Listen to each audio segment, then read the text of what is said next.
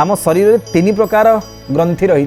गोटे अंतस्रावी ग्रंथि जो एंडोक्राइन ग्लैंड बोली कहते, गोटे बहिस्रावी ग्रंथि जो एक्सोक्राइन ग्लैंड बोली कहते, गोटे हेटेरोक्राइन ग्लैंड जो मिश्रस्रावी ग्रंथि जी सबु प्रकार हार्मोन तैयारी कर।